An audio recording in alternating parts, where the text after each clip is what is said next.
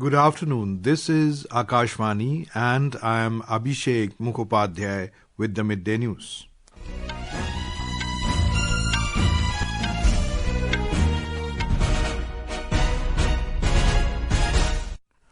The headlines. President Droupadi Murmu says India not only protects human rights but also celebrates, addresses commemoration of Human Rights Day 2025. Lok Sabha resumes debate on election reforms. Home Minister Amit Shah to reply to the discussion. Deepavali included in UNESCO representative list of intangible cultural heritage of humanity. Nation hails global recognition.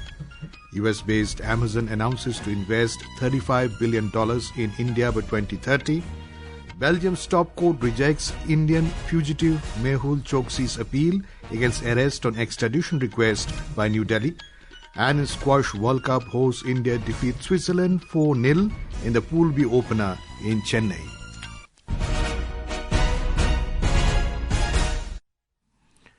President Droupadi Murmu today said that India is committed to being a nation where human rights are not only protected but also celebrated. Addressing Human Rights Day 2025 and the National Conference on Ensuring Everyday Essentials in New Delhi, the President emphasized that dignity is non-negotiable and that no one should be deprived of their rights.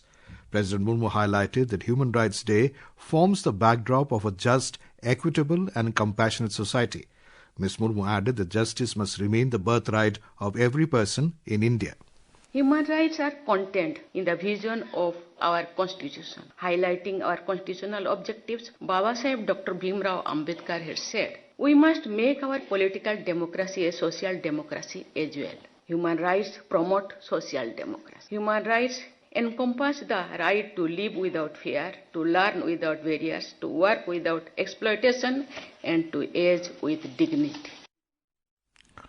The President added that India played an important role in shaping the global framework of human rights. Human Rights Day, been celebrated since 1950, commemorates the adoption of the Universal Declaration of Human Rights UDHR by the United Nations General Assembly in 1948. The day is observed annually on the 10th of December. Lok Sabha has resumed the discussion on election reforms. Participating in the discussion, Congress leader K.C. Venugopal said, the right to vote is a fundamental principle of democracy. He alleged that the Election Commission is becoming partisan.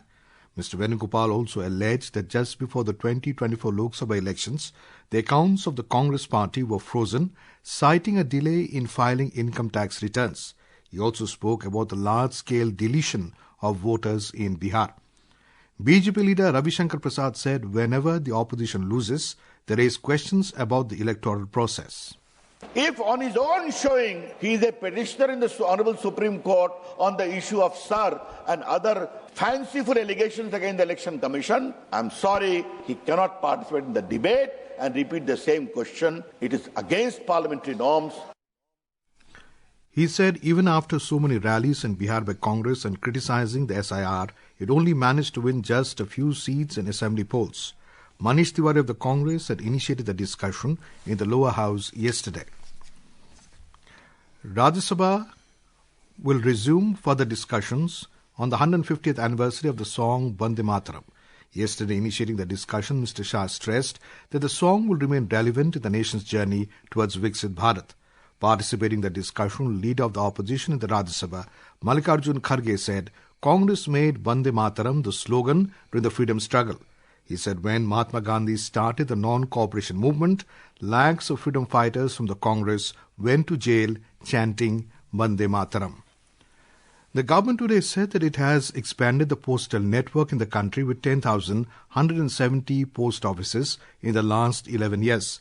Replying to supplementaries in the Lok Sabha during question hour, Union Minister for Communications Jyotiraditya Scindia said, India Post System is the largest postal system in the world and there are 1,64,000 post offices across the country.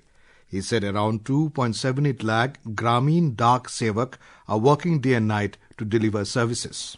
In the last 11 years of Pradhan Mantri Narendra Modi ji's government, we have concentrated on strengthening the India Post system. We have constructed close to about 4,903 new post offices in left-wing extremism states only in the last three and a half years. 5,746 new post offices have been sanctioned in unbanked villages, out of which 5,657 as on date have been opened.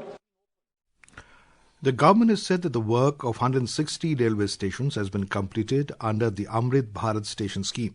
Replying to supplementaries during question hour in the Lok Sabha today, Railways Minister Ashwini Vaishnav said more than 1,300 stations have been identified for development under the scheme. माननीय प्रधानमंत्री जी ने एक नई पहल की है. Honorable Prime Minister has initiated a new undertaking in the last 11 years. A scheme called Amrit Bharat Station Scheme has been started for the renovation and reconstruction of stations. Today, this is the biggest station reconstruction program in the entire world. Reconstruction work is underway for more than 1,300 stations. The work on 160 stations has been completed. Deepavali, one of India's foremost cultural and spiritual festivals, has been included in the United Nations Educational, Scientific and Cultural Organization's UNESCO representative list of intangible cultural heritage of humanity today. Announcing this, Culture and Tourism Minister Gajendra Singh Shekhawat said, "This is an emotional moment for every Indian." He said that Deepavali is not just celebrated, but it is felt, lived and absorbed across the generations. Mr. Shekhawat highlighted that this recognition is not merely an honor, but a responsibility to ensure that Deepavali remains as a living heritage. We must ensure Deepavali remain is living heritage, not a memory tapped in time. Our children must know why we light a lamp, not just how we light it. They must know Deepavali is a festival of Ramarajya. That is a good governance. In a world filled with the uncertainty, Deepavali gently reminds us the lamp may be one, but its light belongs to all. Vice President C.P. Radhakrishnan has welcomed UNESCO's decision to inscribe Deepavali on the Intangible Cultural Heritage list today.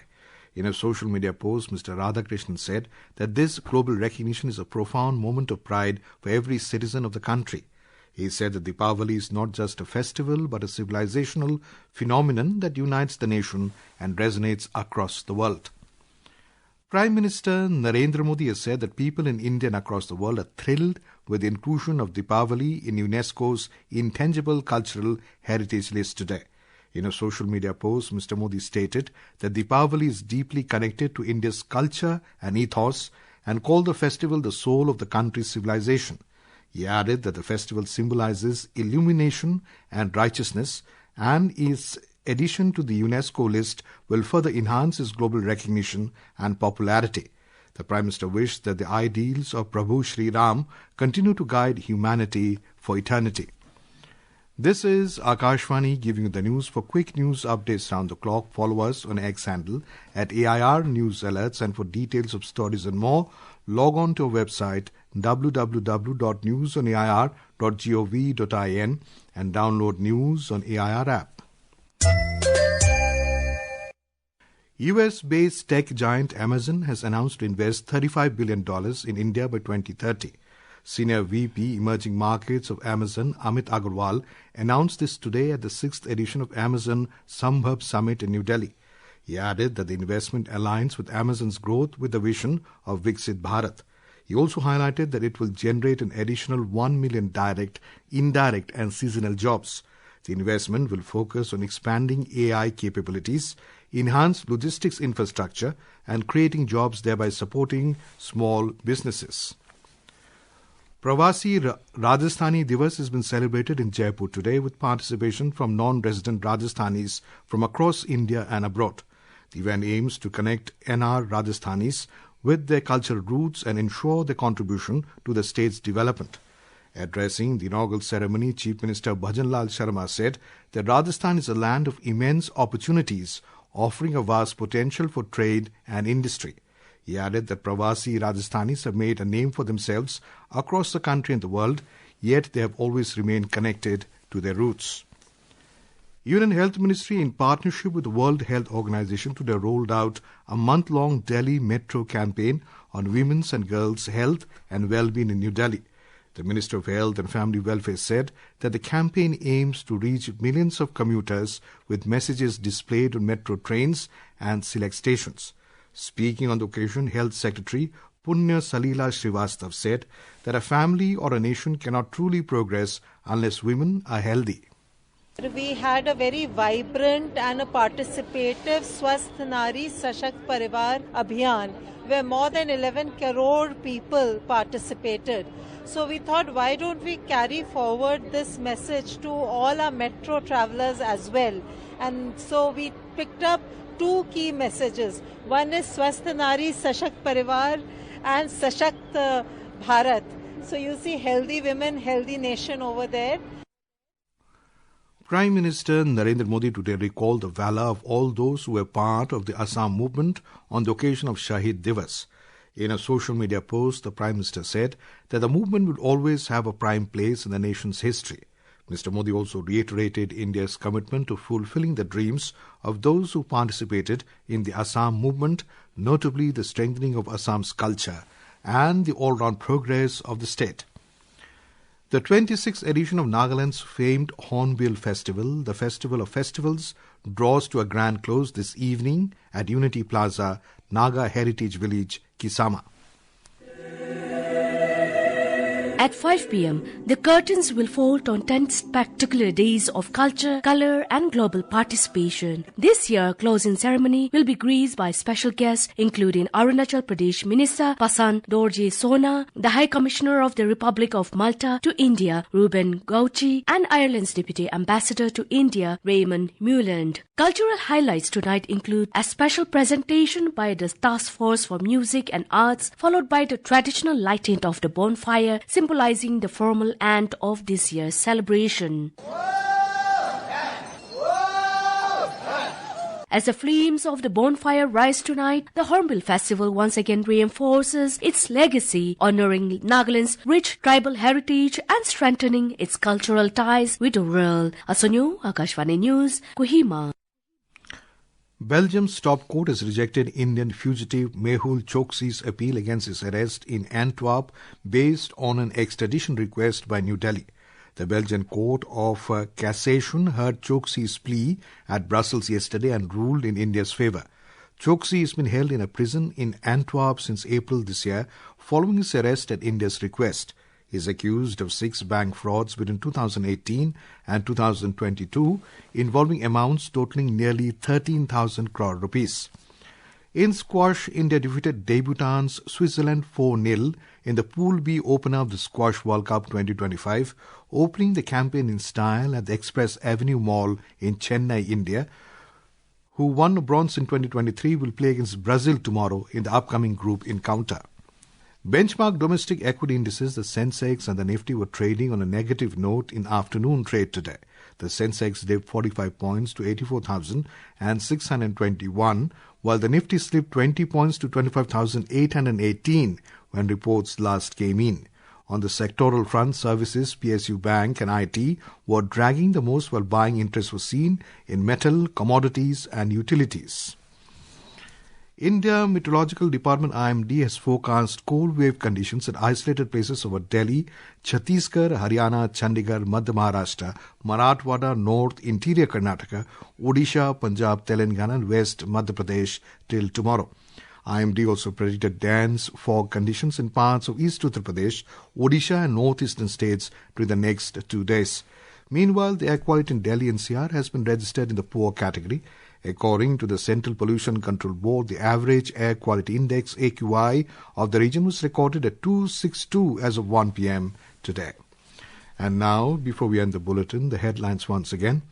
President Droupadi Murmu says India not only protects human rights but also celebrates, addresses commemoration of Human Rights Day 2025. Lok Sabha resumes debate on election reforms. Home Minister Amit Shah to reply to the discussion. Deepavali included in UNESCO representative list of intangible cultural heritage of humanity. Nation hails global recognition. US-based Amazon announces to invest $35 billion in India by 2030. Belgium's top court rejects Indian fugitive Mehul Choksi's appeal against the arrest on extradition request by New Delhi. And in Squash World Cup hosts India defeats Switzerland 4-0 in the Pool B opener in Chennai. And with that we end the Midday News.